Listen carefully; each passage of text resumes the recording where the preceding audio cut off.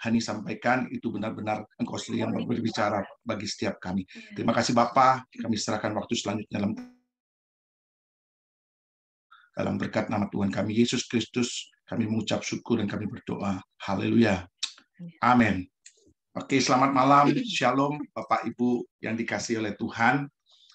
Malam hari ini kita akan belajar satu tema firman Tuhan yang saya kasih judul The Expensive Marriage. Ya. Apa yang dimaksud dengan di itulah sebuah pernikahan yang sangat mahal ya. Jadi saya izin share untuk itu ya PowerPoint ya. Untuk share screen.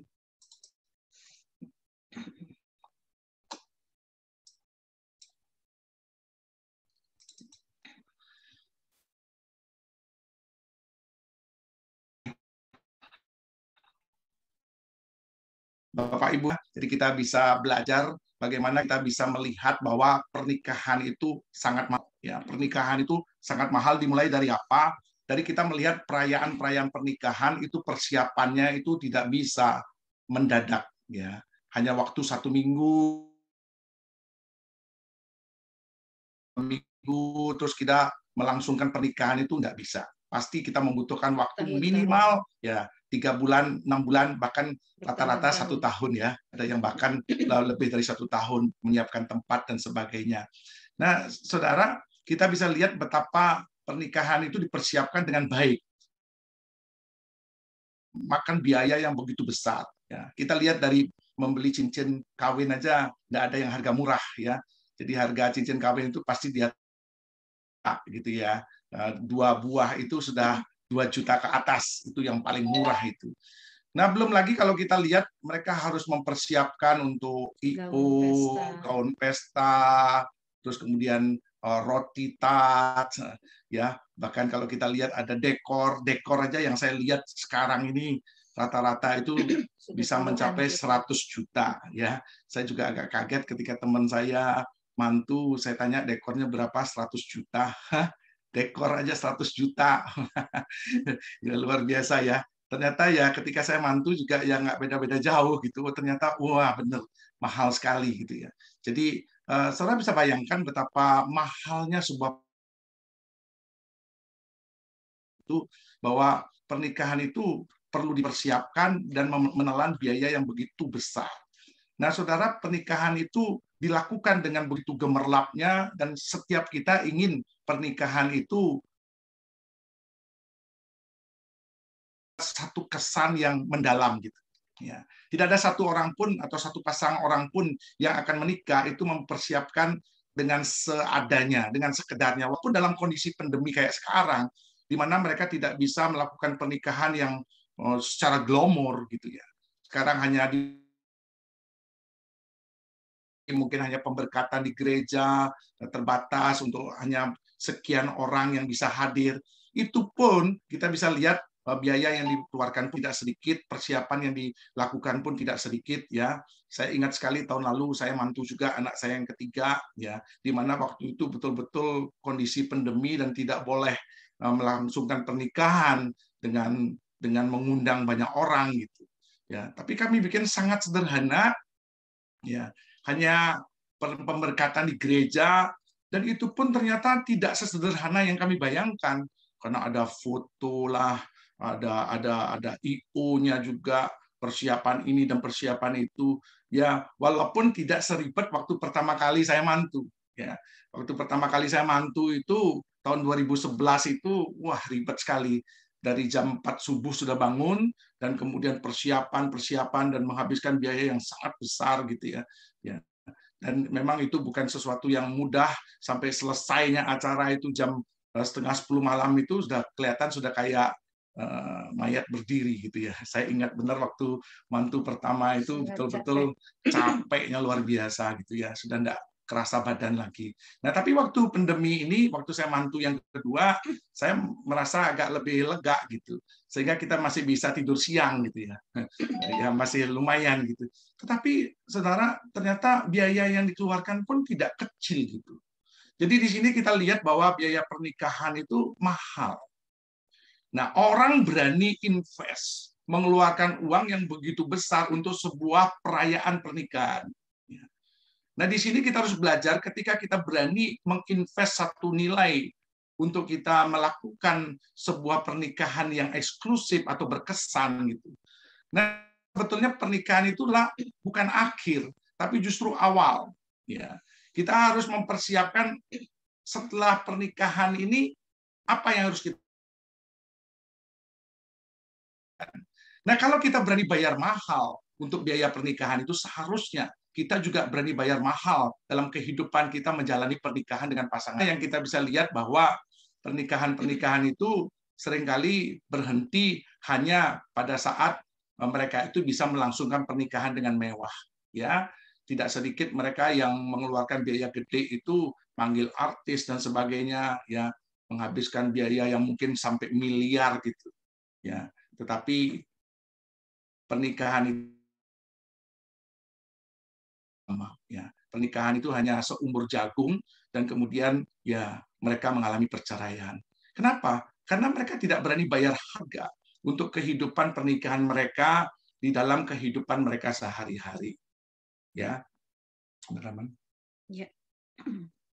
Betul. Ada juga kalau kita menikah itu diawali dengan hal-hal yang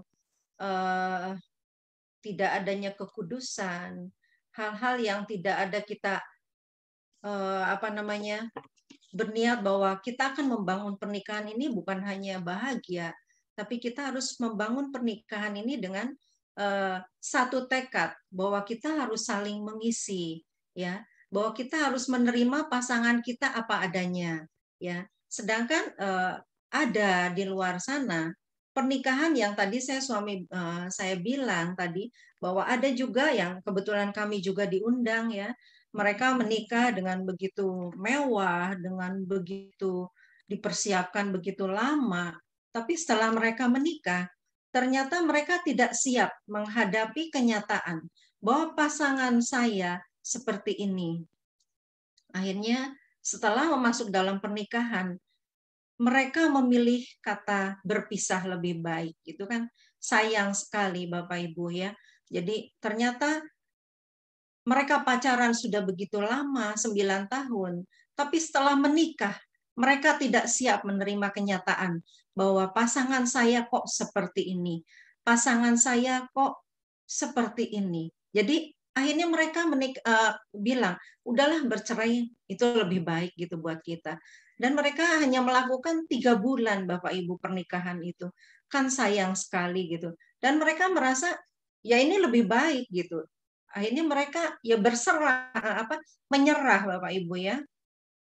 Sebelum mereka melangkah ke jenjang yang lebih jauh, mengisi pernikahan itu, mereka tidak bisa menggapai bahwa pernikahan itu harus diisi dengan hal-hal yang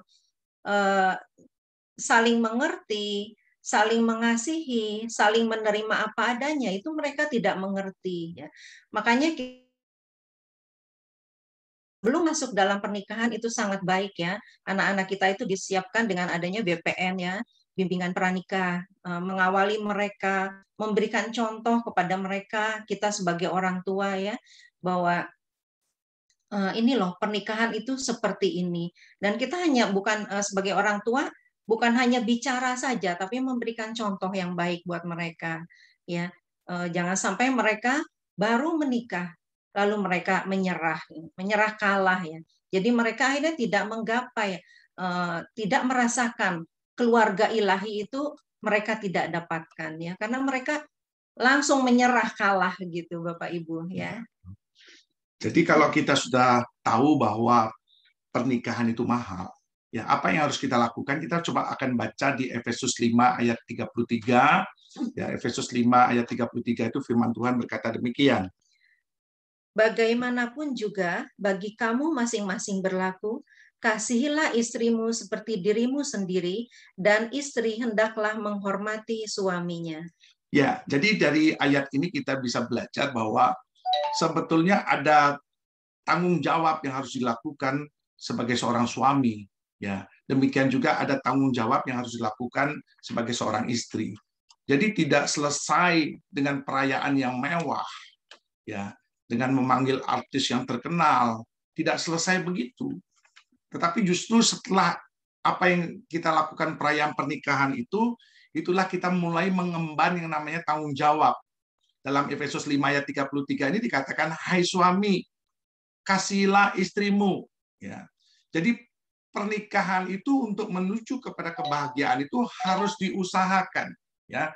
Jadi kebahagiaan itu tidak datang dengan sendirinya. Hal-hal yang perlu kita lakukan adalah misalnya kita membangun komunikasi. Komunikasi itulah salah satu ya penyebab perceraian yang tertinggi di Indonesia. Jadi ada lima kasus penyebab perceraian yang terjadi, yang paling dominan. Nah itu yang tertinggi itu ternyata komunikasi, saudara.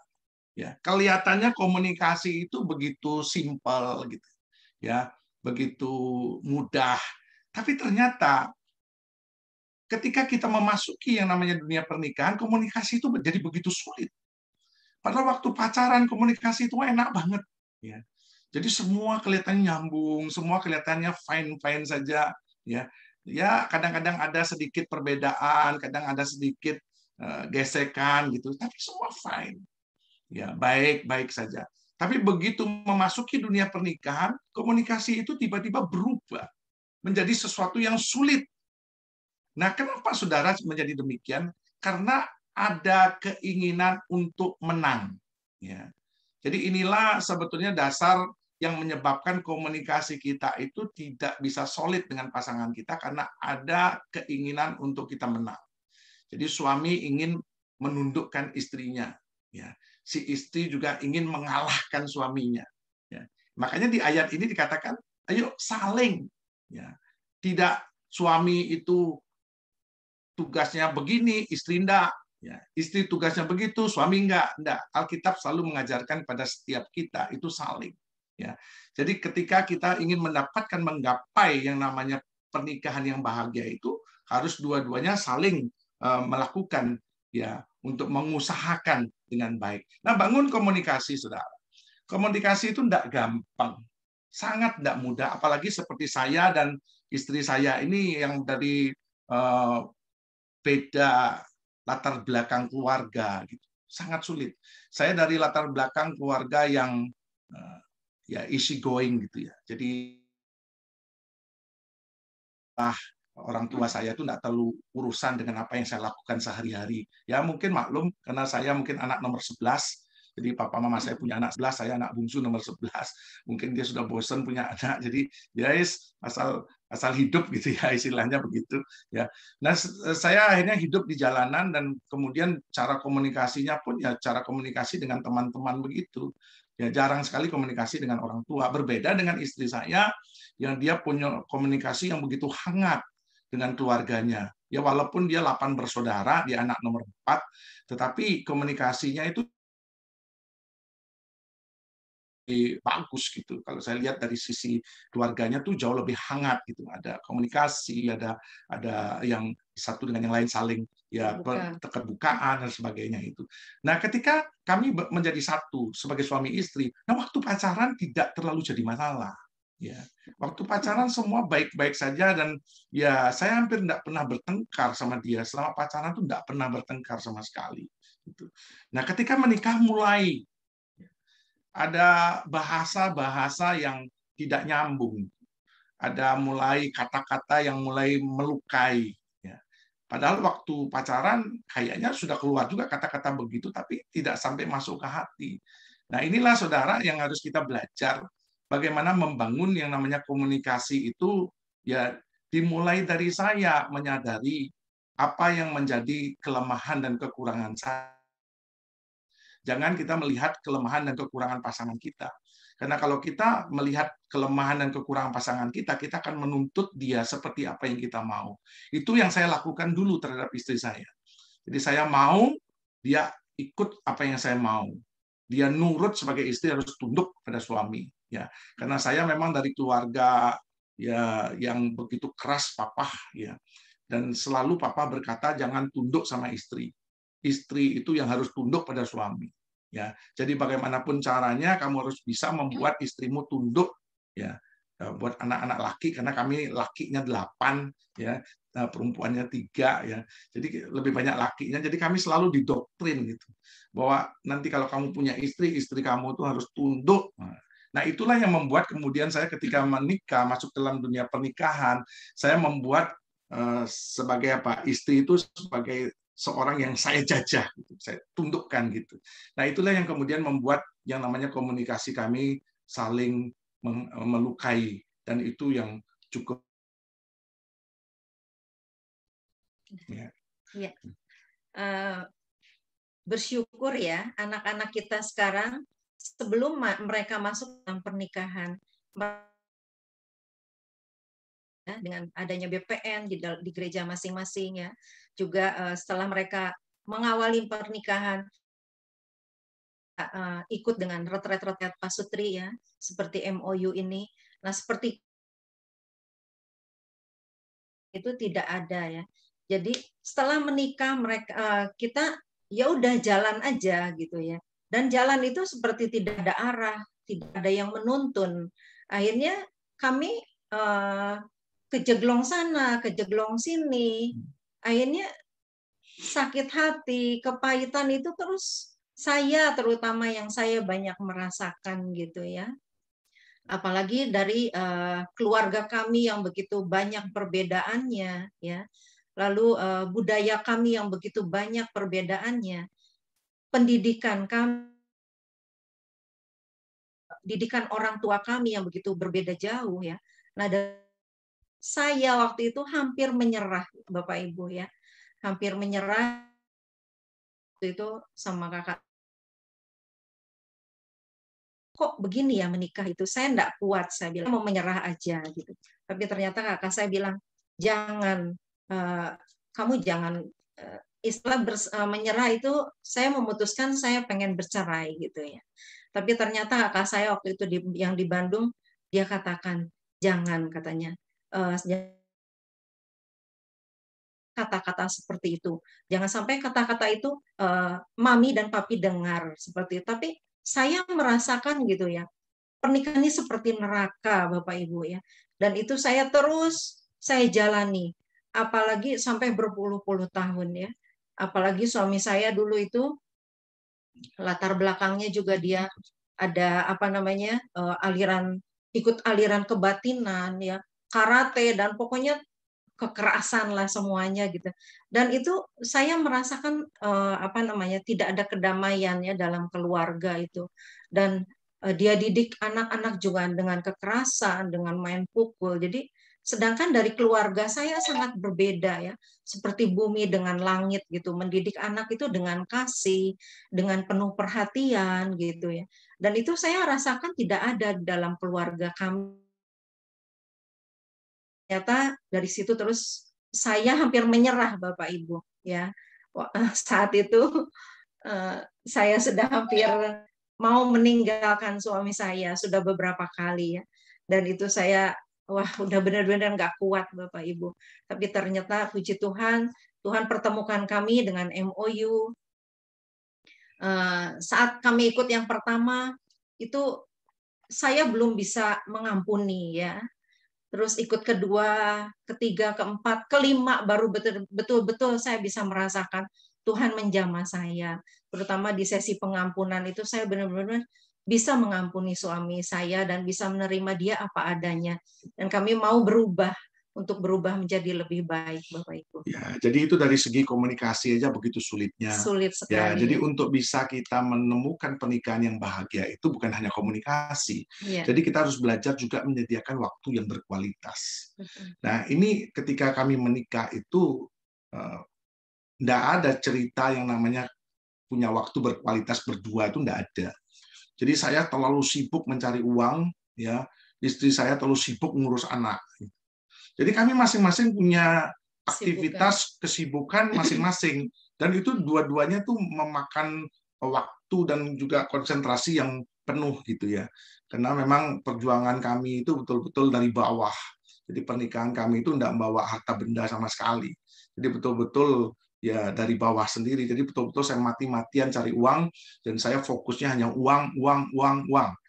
Dan dia fokusnya anak-anak. Jadi kami tidak punya waktu untuk bisa komunikasi berdua. Seringkali makanya kita ya bertengkar kalau kalau ketemu gitu ngobrol bertengkar gitu karena ya nggak bisa ada waktu yang panjang untuk berbicara berdua. Nah makanya saudara kita harus belajar coba ketika kita membangun sebuah pernikahan itu kita harus punya waktu yang spesial yang khusus untuk pasangan kita. Nah seringkali kita justru lebih menyediakan waktu kita untuk orang lain. Seringkali kita memberikan waktu kita untuk mungkin jemaat kita, ya. Tapi justru kita tidak memberikan waktu buat pasangan kita, gitu. Nah, makanya dilema sekali sebagai seorang misalnya seorang hamba Tuhan, gitu, seorang gembala, ketika ada jemaatnya sakit, ada anaknya sakit, yang mana dibelain gitu ya. Kan itu ada sebuah anekdot ya, yang mana yang dibelain gitu ya. Nah, yang dibelain pasti anak jemaat, ya. Makanya anaknya sendiri sakit hati gitu ya. Makanya banyak anak hamba Tuhan tidak mau jadi hamba Tuhan. Ya, kenapa melihat apa yang diperbuat oleh orang tuanya. Nah, itu sebetulnya sebuah cerita ya fiksi tapi bisa jadi kenyataan gitu. Karena kami juga waktu melayani di Balikpapan pun bertemu dengan yang model kayak begitu gitu. Jadi ternyata dia memang belain jemaatnya melebihi anaknya sendiri. Anaknya sakit ditinggal aja dia tetap membelain anaknya jemaat gitu. Nah, itu membuat sakit hati istri dan anaknya itu. Nah, itu jadi sebetulnya yuk kita mulai membuat satu waktu berdua ya. Saya juga sebelum pandemi itu coba mempraktekkan dengan istri saya ya berapa kali coba menghilangkan diri gitu, menghilangkan diri berdua. Jadi JJR. ya jalan-jalan rahasia gitu ya. JJR.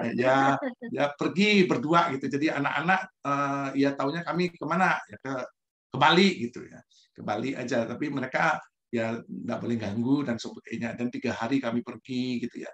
Ya memang ternyata ya bisa terbangun komunikasi itu dengan baik ya. Akhirnya yang tadinya saya kalau 10 menit ngobrol sama dia, ngobrol topik apapun sama dia itu pasti ujung-ujungnya berantem. Tapi setelah kita mulai belajar untuk bagaimana kita menyediakan waktu yang berkualitas, sekarang kalau ngobrol sama dia 1 jam, 2 jam masih nyambung. Gitu. Nah ini pentingnya kita menyediakan waktu ya. Terus selanjutnya kita harus berani lepas dari rutinitas. Ya, rutinitas itu sungguh merupakan ya, yang membuat kita itu tidak berani mengambil sebuah keputusan untuk kita lepas dari rutinitas itu. Padahal sebetulnya pasangan itu adalah sesuatu yang paling penting di kehidupan kita di dunia ini setelah Tuhan, ya kan? Nah, kalau kita sudah mengakui bahwa pasangan kita itu adalah prioritas utama setelah Tuhan, kenapa kita tidak berani memberikan satu apa ya, satu kesempatan atau satu waktu yang berharga ya untuk kita bisa ya memprioritaskan pasangan kita. Nah, seringkali justru kita tidak memprioritaskan pasangan kita. Inilah sebetulnya kenapa akhirnya terjadi banyak masalah sampai kepada perceraian. Tingkat perceraian di Indonesia pun tinggi sekali, ya. Orang-orang percaya pun demikian. Dan sehari ini juga saya sedang menangani ini, ya. Ada pasangan juga yang dia sudah menikah cukup lama, ya. Dia mengalami dia kemarin konteks saya, suami saya udah pergi, Pak. Ya, bagaimana ini? Lo kenapa? Ya, yaitu komunikasi, dingin komunikasinya.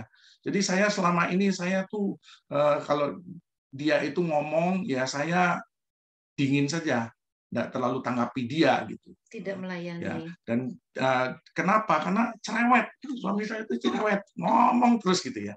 Akhirnya yang terjadi apa? Ya, suaminya merasa tidak dihargai. Dan hari ini sampai hari ini suaminya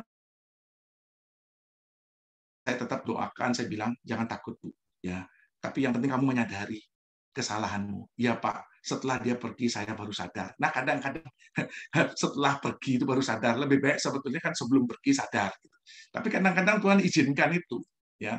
Dan waktu hari Sabtu kemarin dia kontak saya, yaitu sudah bingung apa yang harus dilakukan. Saya bilang tetap tenang, percaya, dan kita sama-sama berdoa. Ya, dan yang paling penting ibu menyadari bahwa kamu salah, kamu minta maaf sama dia.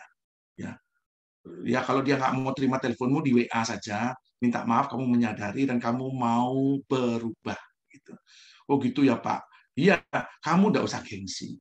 Ya. Kenapa? Pernikahan itu nggak perlu gengsi. Ya, kita betul-betul harus terbuka dengan pasangan kita, ya, dan kemudian sampaikanlah, pulanglah, gitu. Karena ternyata sudah ada orang ketiga.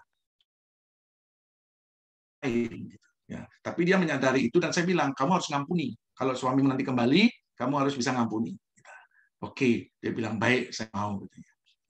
Dan puji Tuhan kemarin dia kontak saya, ternyata suaminya dia merendahkan hati, merendahkan diri, dia ngontek setiap hari ke suaminya dan minta maaf dan mau menerima suaminya apa adanya. Suaminya janji Senin depan.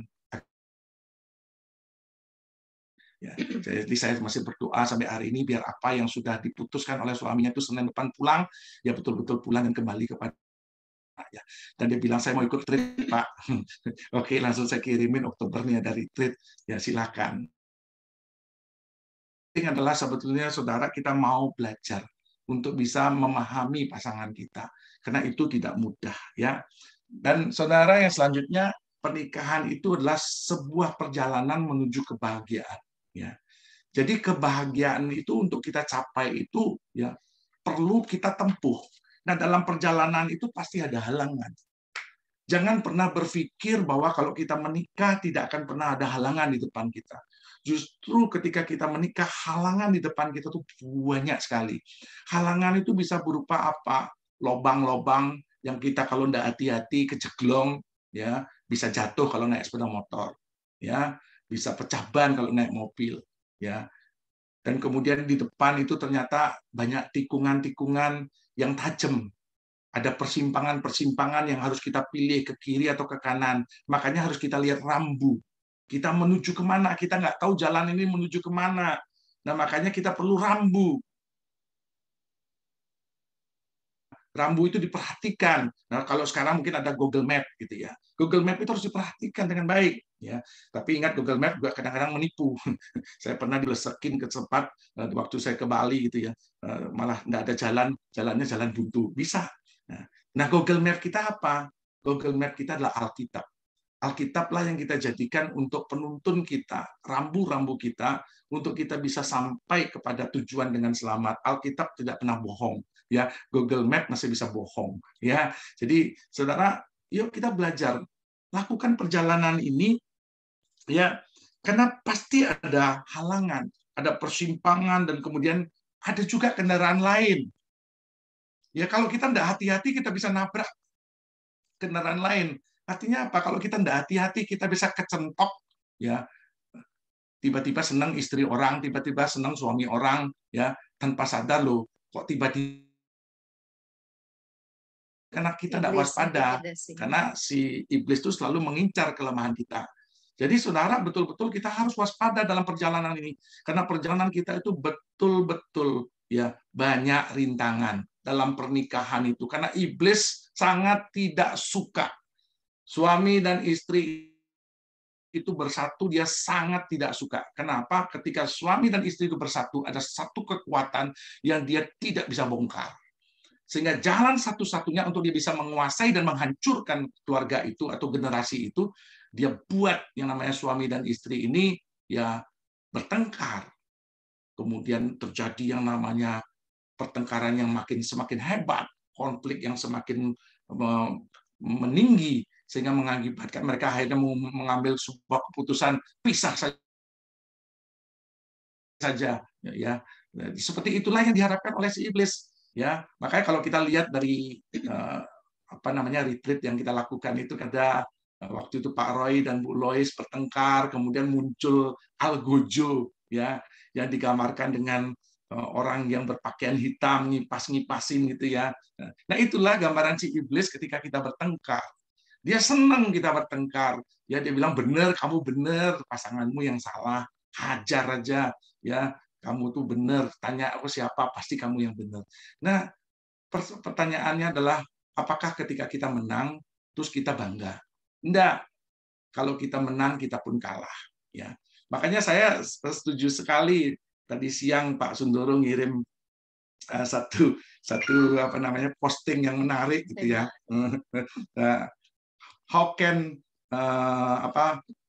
how can we change apa namanya bahasa Indonesianya bagaimana cara kita mengubah istri kita dalam waktu 30 hari gitu. Ya, dia tulis begitu. Wah, langsung laris. 2 juta buku langsung terbeli katanya ya. Tapi begitu dilihat, oh cetakannya salah.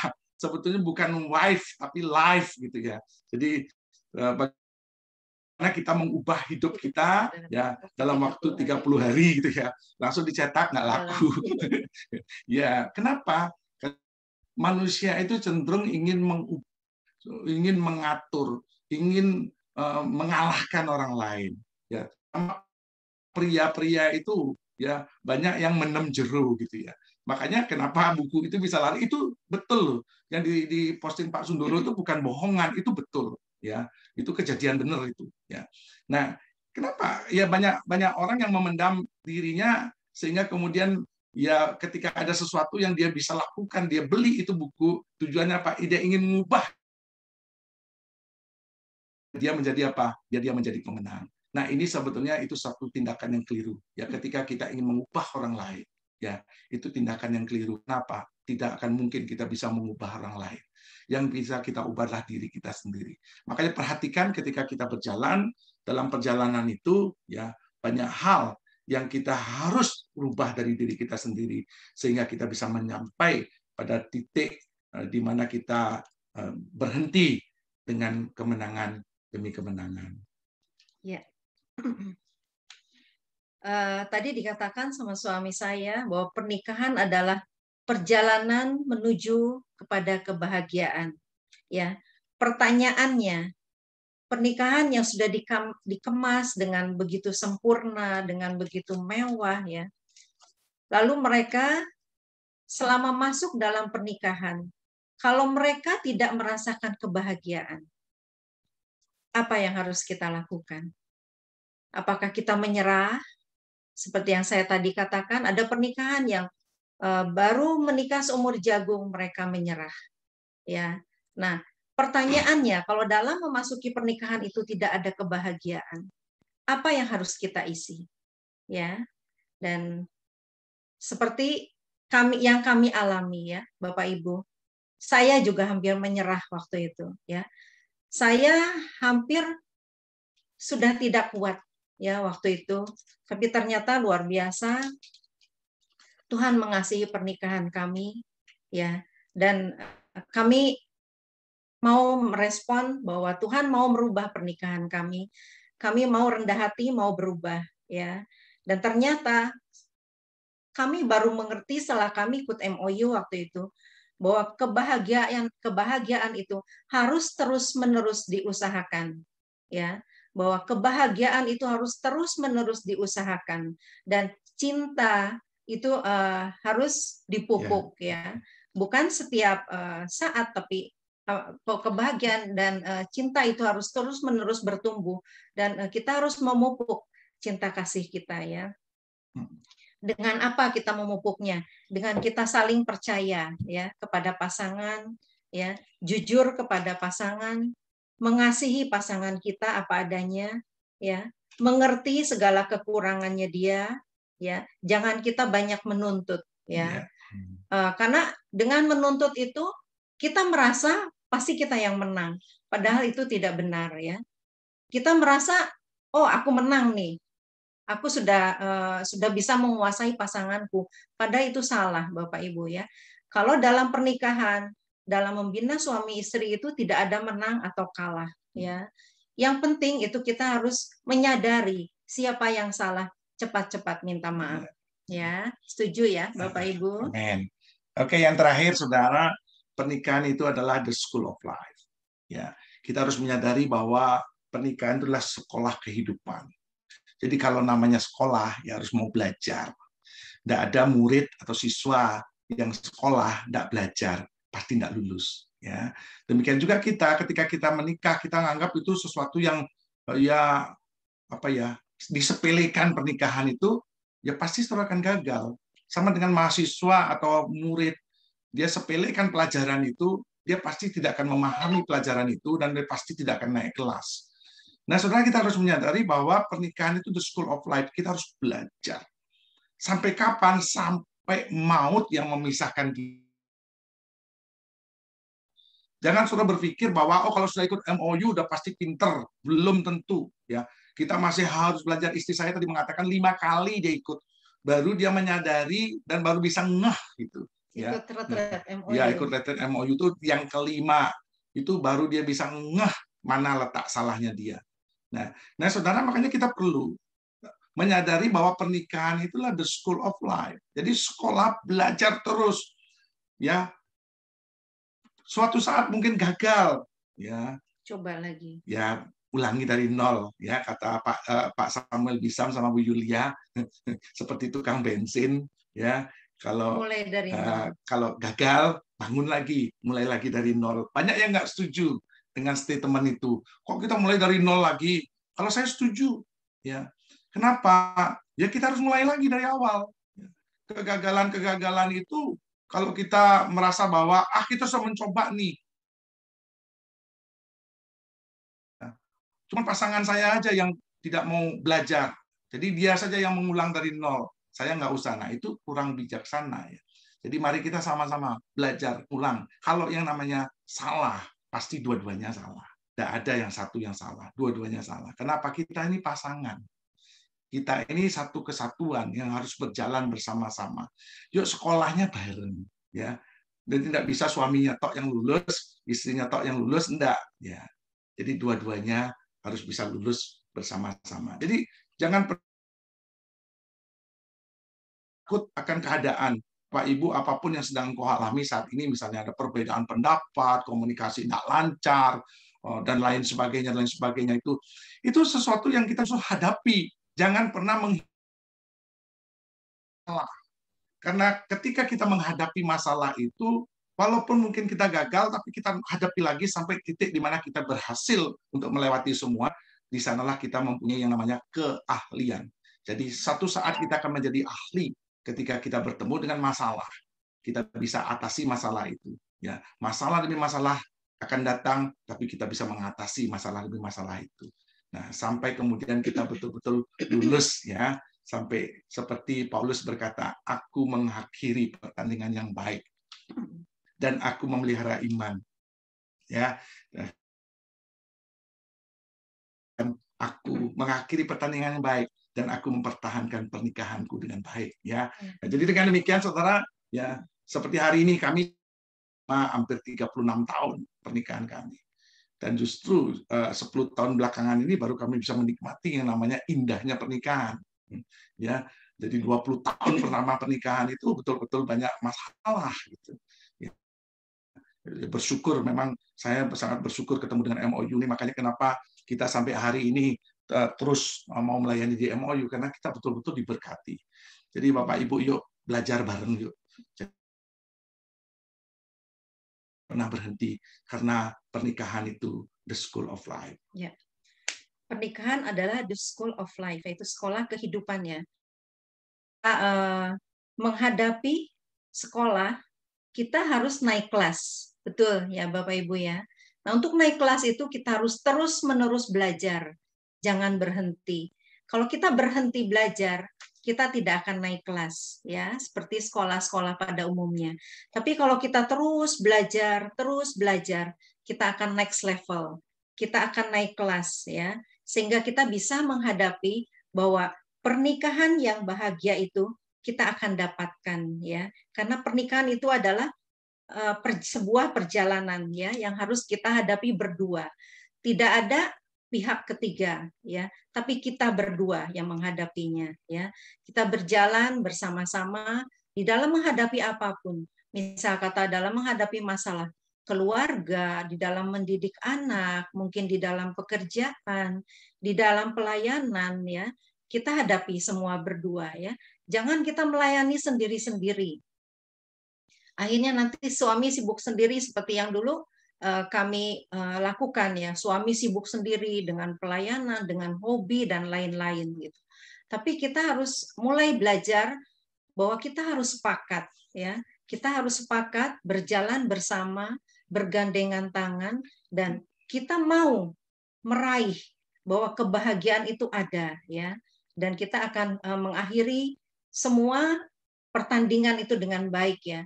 kita akan mengakhiri sekolah kehidupan itu dengan baik, dan kita akan memperoleh keluarga yang ilahi, ya. Amin. Kita akan mengakhiri dengan finish well, ya. Ya. Amin ya Bapak Ibu Amin. ya. Oke, Bapak Ibu, itu yang bisa kita bagikan pada malam hari ini. Mari kita mulai belajar untuk kita melakukan apa yang menjadi bagian kita, sehingga semuanya itu untuk kemuliaan bagi nama Tuhan. Mari kita berdoa. Kembali kami datang ke hadapan Tuhan malam hari ini, mengucap syukur dan berterima kasih. Kami boleh berbagi renungan firman Tuhan, bagaimana kami mencapai sebuah pernikahan seperti yang Kau mau. Untuk itu biarlah Tuhan, apa yang kami sudah dengar malam hari ini itu akan menjadi satu penuntun bagi kami untuk kami bisa memenangkan setiap pertandingan yang kami harus alami dalam pernikahan kami. Berkati setiap pasangan yang hadir pada malam hari ini, dimanapun mereka berada dan apapun persoalan yang mereka sedang hadapi, Tuhan berikan mereka senantiasa kekuatan untuk mereka mampu menghadapi setiap masalah yang ada. Dan hamba-Mu yakin dan percaya kasih Kristus akan melimpah dalam kehidupan mereka. Seperti apa yang Tuhan mau dalam hidup setiap kami. Hidup kami bukan lagi menjadi bencana bagi keluarga kami, tapi kami boleh menjadi berkat bagi keluarga kami. Kami boleh bahkan menjadi berkat bagi pasangan-pasangan yang lain yang ada di sekitar kami. Terima kasih Bapak, biarlah Tuhan kami mengucap syukur atas apa yang Tuhan sudah bagikan malam hari ini. Dalam berkat nama Tuhan Yesus Kristus kami mengucap syukur dan berdoa.